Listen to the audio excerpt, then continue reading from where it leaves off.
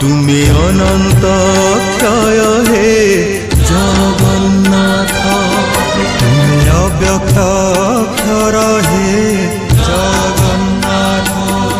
নিজ ইচ্ছারু সৃজিল এ জগত, আদি নাহি যে তুমার নাহি অন্ত।